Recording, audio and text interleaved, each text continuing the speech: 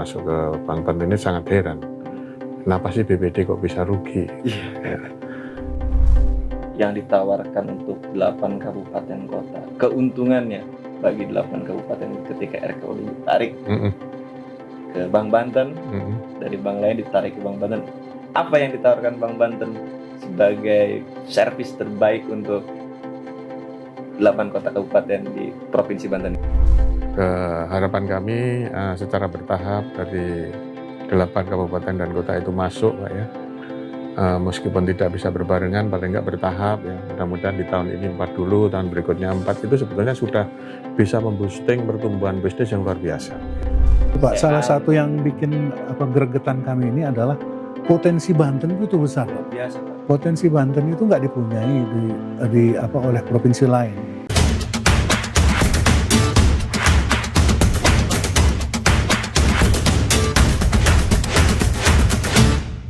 Assalamualaikum warahmatullahi wabarakatuh. Pemirsa Tribuners, kembali lagi bersama saya Abdul Rosid, jurnalis Tribun Banten, dalam program Bincang Santai.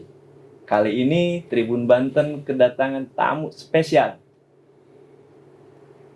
dari unsur perbankan. Siapa ini? Siapa dia? Direktur Utama Bank Banten dan Direktur Bisnis Bank Banten. Selamat siang, Pak Ustaz. Selamat siang, Assalamualaikum. Selamat siang. Apa kabarnya, Pak? Alhamdulillah. Sibuk apa aja nih sekarang? Sibuk kebetulan tanggal 29 Juli ini Bank Banten akan memperingati ulang tahunnya ke-8. Ulang tahun ke-8 ini bagi kami, khususnya keluarga Bank Banten, itu mempunyai nilai yang sangat luar biasa. Karena apa? Karena kami berharap di ulang tahun ke-8 ini menjadi tahun kebangkitannya Bank Banten. Bank Banten ke depan, dari ini dan ke depan harus menjadi sosok yang jauh luar biasa dan segera menjadi bank kebanggaan seluruh masyarakat Banten. Itu harapan kami bersama. Ya, Pak. Pak, di tahun ke-8 nih, Pak ya. Untuk evaluasi sendiri nih. Iya.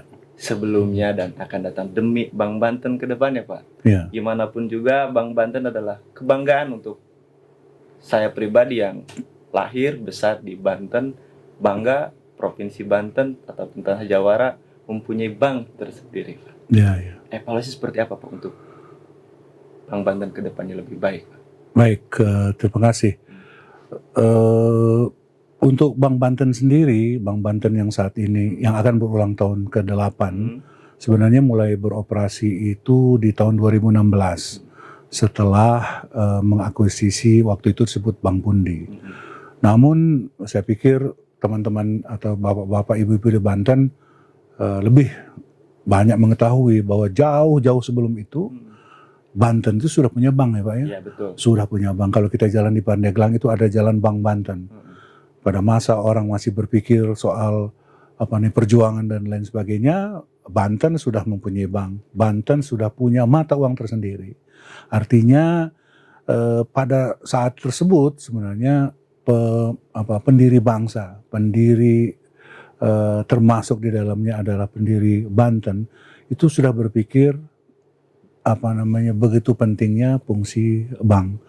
Nah, oleh karena itu terus kemudian setelah menjadi provinsi tahun 2000, kemudian mulai beroperasilah Bank Banten itu tahun 2016, ya kan. Nah, kalau menurut pendapat saya sebagai salah satu cara mempercepat proses pemerataan kesejahteraan seluruh masyarakat, entiti perbankan itu salah satu way out yang tepat, saya pikir. Cuman mungkin ada sedikit cerita, ada warna yang agak berbeda di Bank Banten. Karena sejak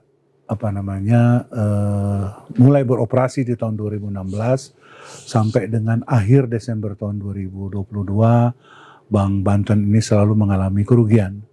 Nah, terus kemudian kami ini, saya, Pak Rodi, Direktur Bisnis, jadi berdasarkan RUPS luar biasa di Desember 2022, dan di Januari tahun 2023 seluruh Dewan Komisaris dan Direksi Bank Banten itu diganti. Nah, kami ini generasi pada saat itu. Alhamdulillah berkat keinginan bersama, kerja keras dari seluruh Banteners dan juga pastinya dukungan dari Bapak PJ Gubernur dan juga partisipasi seluruh masyarakat, pada akhir tahun 2023 Bank Banten alhamdulillah sudah memperoleh keuntungan 26,59 miliar. Ya, kalau selama ini Bank Banten selalu diasosiasikan dengan rugi, alhamdulillah akhir tahun 2023 sudah memperoleh keuntungan. Terus kemudian tidak berhenti sampai di situ, karena di akhir 2023 ada terbit Perda 5 tahun 2023 yang menjadi dasar dari Bank Banten menjadi badan usaha milik daerah. Nah, berdasarkan Perda 5 tahun 2023, pemilik Bank Banten beralih yang tadinya dari PT Banten Global Development menjadi langsung di bawah pemerintahan Provinsi Banten. Di dalam Perda tersebut juga banyak hal yang menunjang rencana perbaikan dan pengembangan Bank Banten ke depan. Nah, kami sudah menjadi BUMD, terus kemudian kami sudah membuktikan adanya keuntungan, terus kemudian pola kerja kami pun sudah mulai diperbaiki. Setidaknya kami pakai 4 strategi utama. Yang pertama yaitu mengenai permodalan, Pak. Yang pertama penguatan permodalan, yang kedua perbaikan tata kelola, yang ketiga pertumbuhan bisnis, dan yang keempat pengembangan sumber daya manusia dan infrastruktur teknologi. 4 hal utama inilah yang menjadi dasar bagi Dewan Komisaris dan Direksi Bank Banten untuk mengembangkan Bank Banten ke depan. Alhamdulillah sudah jauh lebih baik, dan sekarang menuju fase yang jauh lebih baik lagi ya di tahun 2024 ini, sehingga kami berharap tidak terlampau lama lagi Bank Banten dari posisi terbawah kita akan insya Allah kalau Tuhan menyetujui, kita akan masuk di dalam setidak-tidaknya 5 besar BPD di 10 tahun ke depan, insya Allah. Saya pikir seperti itu, Pak. Harapan terus dipupuk, Pak. Gak boleh mati, Pak. Betul. Karena gimana pun juga jutaan masyarakat Banten salah satu lihat Bank Banten itu maju. Betul, Pak. Salah Sehat, satu yang bikin gregetan kami ini adalah potensi Banten itu besar, luar Pak. biasa, Pak. Potensi Banten itu nggak dipunyai oleh provinsi lain. Dari segi apalagi kita punya bandara, kita punya jalan tol, kita punya apalagi perusahaan-perusahaan besar pariwisata, terus kemudian perusahaan developer besar, kawasan industri, banyak sekali. Tapi pertanyaannya apakah cukup kita lihat potensi itu? Potensi itu harusnya kita gali, Pak. Kita gali, kita olah, kita kelola dengan baik. Itu kemudian kita kembalikan pada kesejahteraan masyarakat. Nah, salah satu kendaraan untuk membantu itu, saya pikir adalah melalui Bank Banten. Saya pikir seperti itu. Ya, Pak. Pak, ngomong-ngomong soal ini nih, keuntungan tadi kan. Ya. Sejauh ini fokus bisnis Bank Banten itu yang peluang besarnya untuk menghasilkan profit itu bisnis di sektor mana? Nanti mungkin secara spesifik akan disampaikan oleh Pak Rodi. Kalau saya lihat sebenarnya sederhana aja. Bank Banten itu adalah salah satu dari 27 bank pembangunan daerah di seluruh Indonesia. Nah, bank pembangunan daerah di seluruh Indonesia itu sudah mempunyai captive market sebenarnya. Dengan captive market itu saja sebenarnya sudah cukup untuk membuat bank ini maju dan berkembang. Tetapi nanti sambil jalan kita lihat pengembangannya. Apa itu captive marketnya? Ya tadi kita mengelola keuangannya daerah, provinsi, kabupaten, dan kota, terus kemudian kita kembalikan dalam bentuk fasilitas kredit kepada ASN, pensiunan, KMK kontraktor, APBD, dan lain sebagainya. Jadi kita fokus dari situ, termasuk adanya pemberian pelayanan perbankan di seluruh pelosok Provinsi Banten. Saya pikir dari sisi itu pun sudah lumayan, walaupun kami sedikit demi sedikit sudah mulai melakukan kerjasama Pak, tidak hanya dengan BPD, tetapi juga dengan bank-bank besar, bank-bank himbara. Nah, kami sudah punya komitmen kesepakatan technical assistant Pak dengan Bank Mandiri Pak. Nah, kita tahu Bank Mandiri adalah the largest commercial bank di Indonesia. Terus kemudian kita juga kerjasama diantaranya dengan Bank BTN ya Pak ya. Siap. Bank yang spesialisasi di bidang perumahan. Itu kemudian juga dengan beberapa bank lain, tentunya termasuk BPD dan perusahaan-perusahaan besar lainnya. Artinya kita punya networking, terus kemudian kita punya potensi, tinggal kita kembangkan. Nah, cuman tidak cukup cuman punya niat Pak, Action juga. harus action. Salah satu actionnya adalah tolong sama-sama kita berikan kontribusi dan partisipasi lah Pak bagi pengembangan Bank Banten ke depan. Karena kalau Bank Banten sudah lebih baik, pasti yang punya imbas positifnya ya masyarakat seprovinsi Banten. Dan pada saatnya nanti ya putra-putra terbaik Banten, terutama yang sekarang ada di Bank Banten, saya pikir pada saatnya tersebut sudah bisa menjadi penerus daripada Bank Banten ke depan. Silakan Pak Rudi. Nah, ini di pinggir kita juga ada Pak Rudi Judo Dahono. Beliau sebagai Direktur Bisnis Bank Banten. Kita kupas secara tuntas mengenai strategi marketing ke depannya untuk Bank Banten maju seperti apa. Pak Judo, Ya. Fokus bisnis Bank Banten nih, saya ulas kembali yang biar spesifik Pak, biar masyarakat tahu itu seperti apa. Oke, makasih. Mungkin flashback yang disampaikan Pak Dirut tadi ya, waktu kita pertama diminta untuk masuk ke Bank Banten ini sangat heran. Kenapa sih BPD kok bisa rugi? Ya. Nah itu yang jadi pertanyaan utama kami. Makanya kami ingin mengembalikan dulu ke nature bisnis BPD itu seperti apa. Gitu ya. Kami fokus di situ dulu. Untuk liabilities katanya.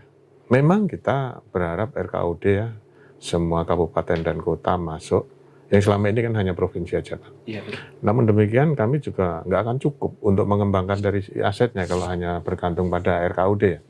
Karena terus terang RKUD ini harus kita jaga benar karena ini adalah keuangan daerah yang tidak boleh lagi terjadi hal-hal yang seperti waktu lalu ada kesulitan. Ini kita jaga benar sehingga semua dana ke RKUD ini kita tanam dalam bentuk aset yang liquid sehingga kapanpun dibutuhkan kabupaten, kota maupun provinsi kita siap.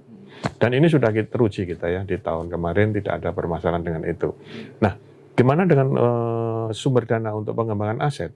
Tentunya dengan perkembangan Bank Banten yang selama ini dipandang perusahaannya selalu rugi, alhamdulillah sudah untung. Iya. Kemudian kita lihat dari kepemilikan saham yang selama ini dianggap masih cucu perusahaan ya, sekarang sudah benar-benar BUMD karena pemegang sahamnya sudah langsung ke provinsi. Otomatis ini menambah kepercayaan pasar, sehingga ini sangat mempermudah kami untuk bisa mendulang ya atau istilahnya mengumpulkan DPK dan APH ketika di luar RKUD itu lebih mudah dibandingkan periode-periode sebelumnya. Dan dengan tingkat kepercayaan masyarakat ini kami harapkan nanti tentunya akan menopang dari sisi pertumbuhan aset. Nah, kemudian kalau dari sisi pertumbuhan aset, kembali kita fokus dulu aja ke captive yang kita punyai. Ya, untuk consumer ya kita ke ASN ya. Kalau selama ini kita hanya bersifat multiguna ya, mulai kita kembangkan kerjasama dengan bank lain, dengan KKB, dengan KPR nantinya ke depan berupa sinergi bisnis dengan BPD yang lain maupun dengan himbara.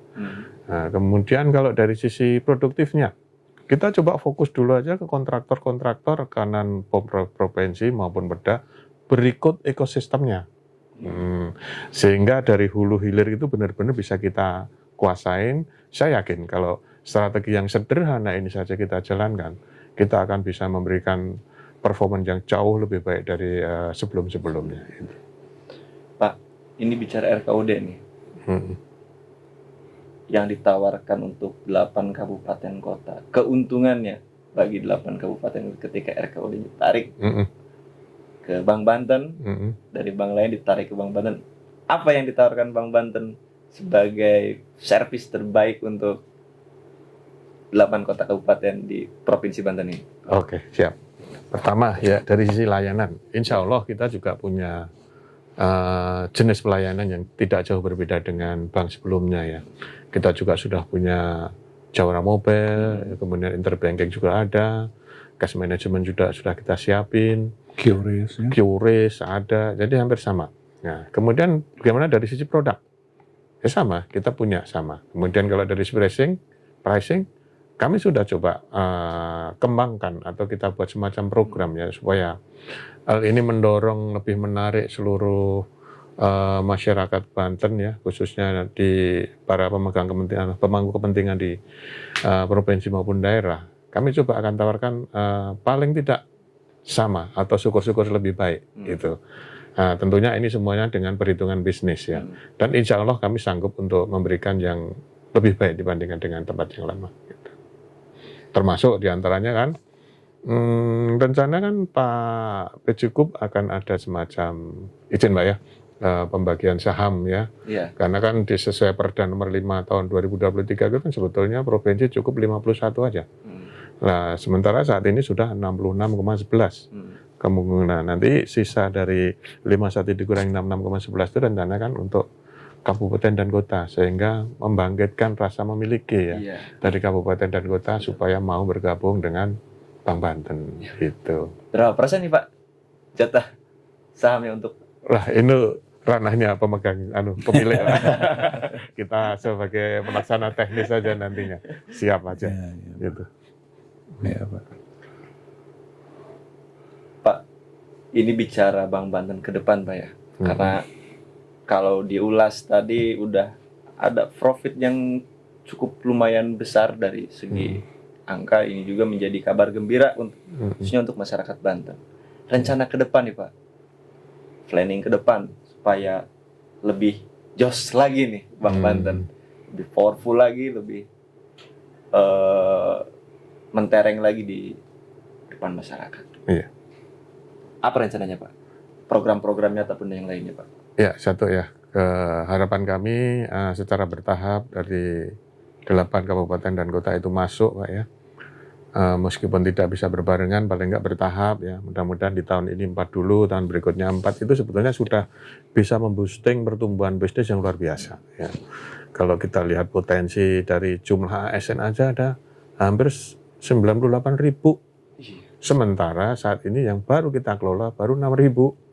Ya, bayangin saja. dengan melihat angka itu aja, sebetulnya secara matematika semua sudah bisa membayangkan sebetulnya betapa besar seharusnya BPD ini gitu Pak ya.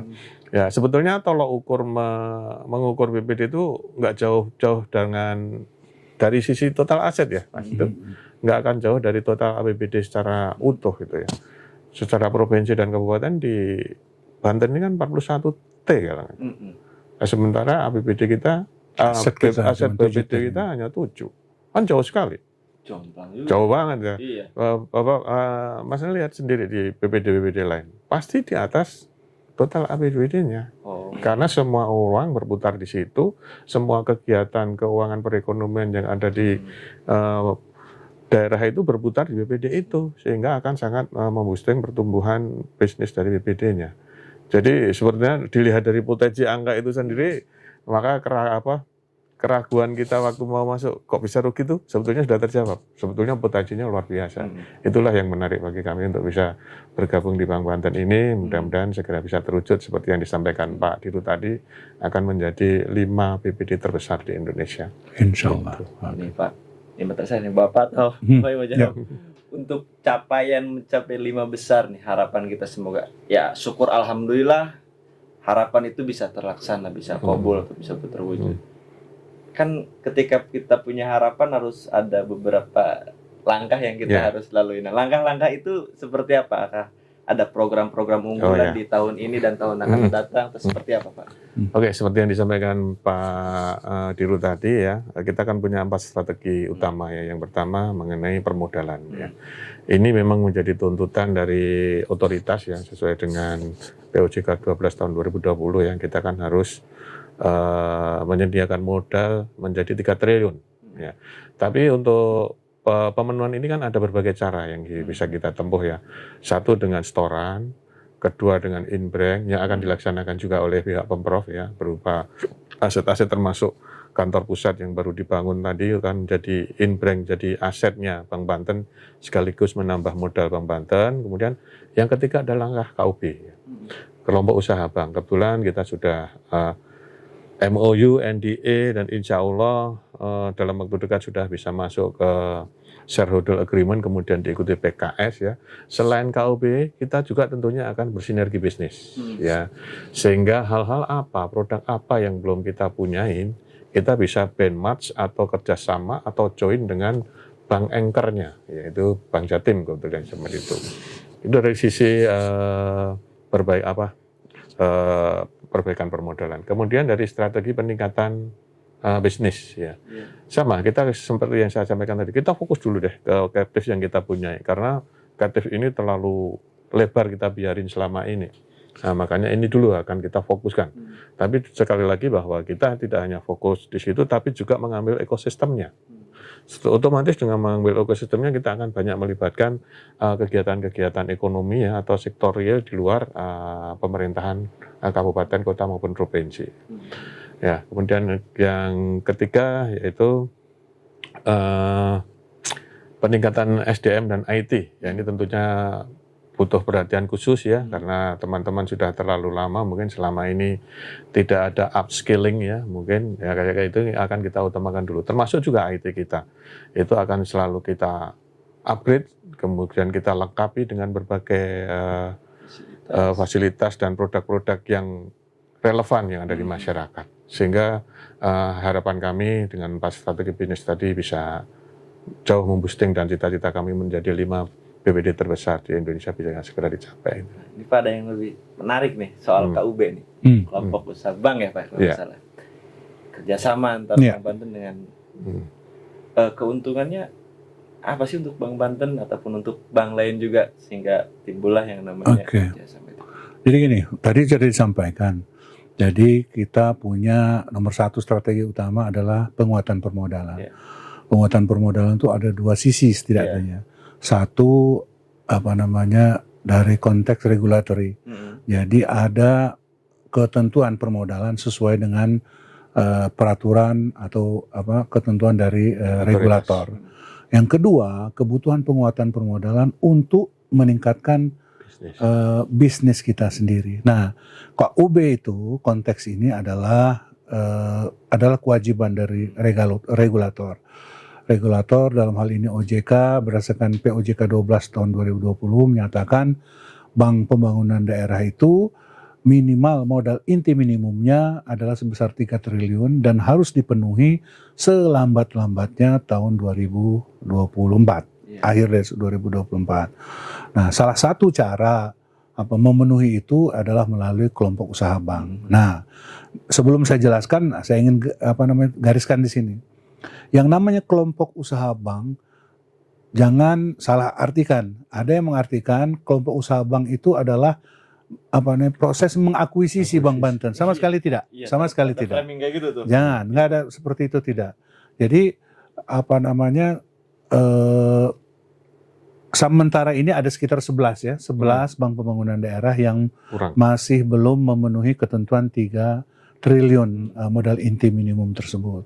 Nah, terus kemudian diperlukan bridging, ya, kalau semacam loan itu semacam bridging loan, membantu mereka untuk menjadi perusahaan pengendali, sehingga dengan bergabung, dengan bekerja sama, dengan menjadi perusahaan induk, dengan menjadi perusahaan pengendali, bank tadi dianggap cukup kuat dan dianggap memenuhi ketentuan modal inti 3 triliun tersebut. Nah, kita sekarang sudah kerjasama dengan Bank Jatim. Dengan Bank Jatim, alhamdulillah prosesnya sudah sedemikian ini dan alhamdulillah on track. Apa keuntungan dari Bank Jatim? Yang pertama dari sisi KUB.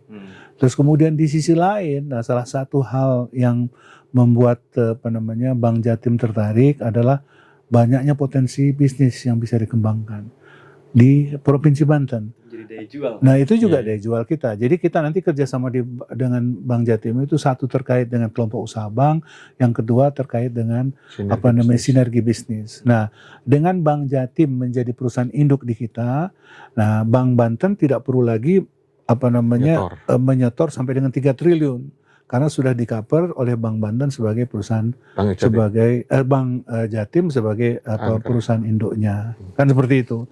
Tentunya mereka memutuskan bekerja sama dengan kita dalam konteks KUB maupun sinergi bisnis, pasti sudah memperhitungkan banyak hal, di antaranya potensi bisnis yang cukup besar ya. Besar, saya pikir tidak cuma cukup, lebih dari itu untuk di Provinsi Banten yang belum belum digarap. Kalaupun digarap, kalau kata orang itu potensinya besar di sini, bukan sama sekali tidak digarap, tetapi hasil garapannya tidak masuk ke Provinsi Banten. Nah, kan itu juga menjadi permasalahan. Masalah banget itu. Kita juga mendapat arahan dari misalnya dari Ibu Sekda kita, ya Ibu Sekda, Ibu Virgoyanti menyatakan bahwasannya setiap tahun ya banyak sekali itu dana ya dari provinsi, entah bagi hasil dan lain sebagainya yang disalurkan kepada kabupaten dan kota. Jumlahnya triliunan itu ke kabupaten dan kota. Tapi terus kemudian tidak diserap di sini. Karena apa? Karena RKUD-nya tidak dikelola oleh Bank Banten. Tetapi kalau kemudian RKUD-nya dikelola oleh Bank Banten, terus kemudian diserap, tentunya hasil penyerapannya kembali kepada masyarakat Banten. Dan tidak usah khawatir bahwasannya dana tersebut menjadi hilang dan lain sebagainya. Karena sesuai dengan nature-nya tadi Pak Direktur Bisnis sudah menyampaikan, sesuai dengan nature-nya RKUD nanti kita tempatkan ke dalam instrumen treasury dan keuangan yang bersifat liquid. Artinya liquid itu ketika kapan mereka butuh itu pasti ada. Tetapi dengan kita mengelola RKUD, kesempatan dan akses kami terhadap bisnis di seluruh kabupaten dan kota, termasuk di dalamnya juga keterlibatan kita dengan hal-hal yang bersifat non teknis perbankan, ya artinya kita kerjasama dengan kabupaten dan kota itu tidak melulu cuma bicara soal kredit, terus kemudian pendanaan segala macam. Kita sebagai BUMD punyanya pemerintahan provinsi juga nanti ada kegiatan yang bisa kita bantu, yang bisa kita sama-sama gerakkan, ya kan dalam konteks inklusi keuangan, terus kemudian dalam literasi keuangan, sinergi bisnis. Saya pikir itu bukan sesuatu yang mengada-ada, karena di tempat kami sebelumnya pun di bank-bank besar juga melakukan itu.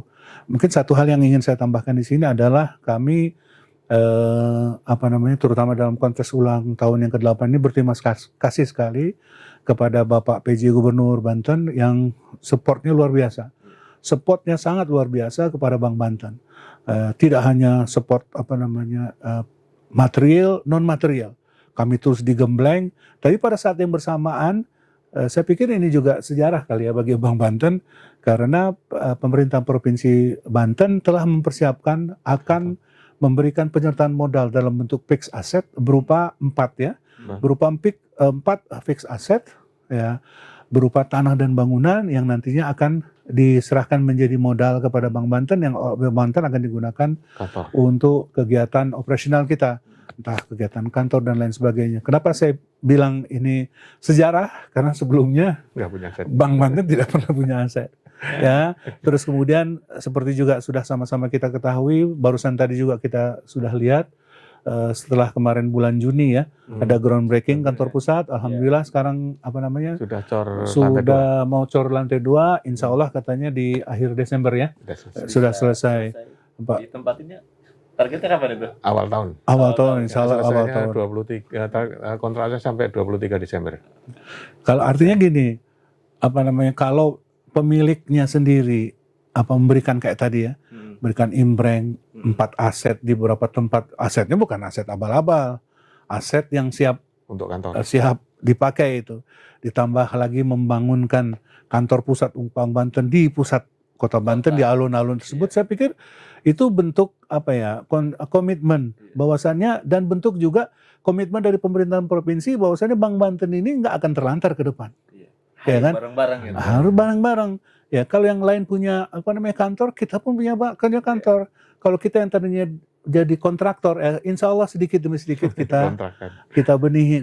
Tadinya kontraktor itu bikin kantor karena kontrak gitu.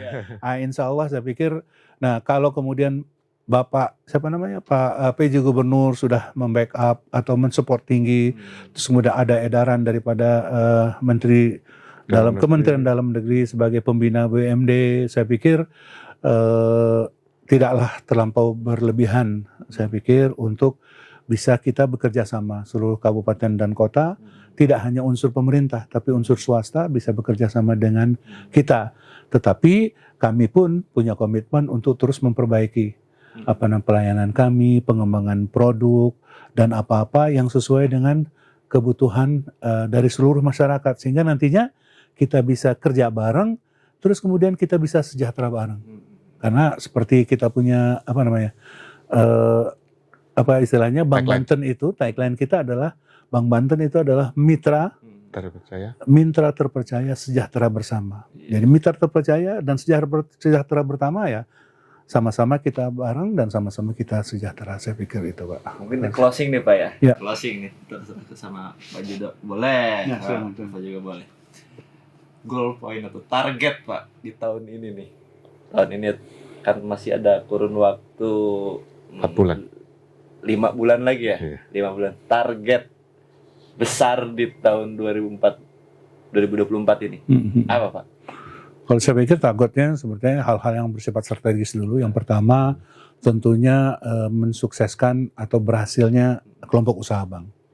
Nah, sehingga dengan berhasil kelompok usaha bank, kita memang diakui tercatat sebagai bank yang memang kuat dan bisa terus beroperasi sebagai bank pembangunan daerah. Terus kemudian yang kedua, tentunya kami sangat berharap Bank Banten di tahun ini dapat mengelola RKUD. Ya, kalaupun tidak semua 8 kabupaten dan kota bisa dilakukan secara bertahap, saya pikir itu juga suatu kemajuan. Kita tidak melulu melihat dari angkanya, tapi paling tidak ada peningkatan kepercayaan, tren, keikutsertaan daripada kabupaten dan kota. Nah, pada saat yang bersamaan kami juga mempunyai komitmen untuk tetap menunjukkan kinerja kami, ya kan? Karena jangan sampai nanti kami berhasil dalam waktu jangka 1 tahun sudah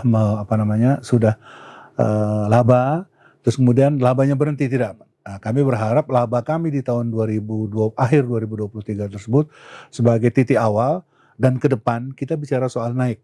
Kita tidak pernah bicara soal turun.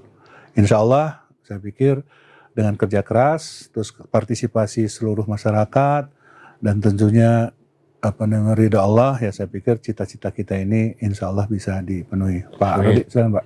Ya, mungkin hanya sedikit aja menambahin statement dari Pak Dirut tadi ya. Tentunya kita dari sisi bisnis akan kita jaga sustainable dari profit yang sudah pernah kita capai. Gitu ya. Dan insya Allah juga akan diikuti dengan pertumbuhan dari sisi aset maupun perbaikan rasio-rasio yang selama ini sudah baik dan akan kita usahakan jauh lebih baik lagi. Mungkin itu saja. Terima kasih. Ya Tribunars, itulah bincang santai siang ini bersama Direktur Bank Banten dan Direktur Bisnis Bank Banten. Terima kasih Pak sudah datang Sama-sama ke kantor Tribun. Kami pun juga terima kasih sama Tribun sederhana ini. Itulah informasi yang disampaikan dari Direksi Bank Banten. Semoga ini bermanfaat untuk masyarakat Banten. Satu yang saya sampaikan, saya kontrakan kepada masyarakat Banten, jangan putus asa bahwa Bank Banten itu pasti akan maju. Insya Allah. Akan berkembang. Menjadi kebanggaan masyarakat Banten. Kita harus bangga daerah kita punya bank tersendiri. Sejarah sudah mencatat Banten punya bank sendiri, Banten punya mata uang sendiri. Itu saja dari saya Abdul Rosid, jurnalis Tribun Banten. Terima kasih. Bila Wassalamualaikum warahmatullahi wabarakatuh. Waalaikumsalam warahmatullahi wabarakatuh.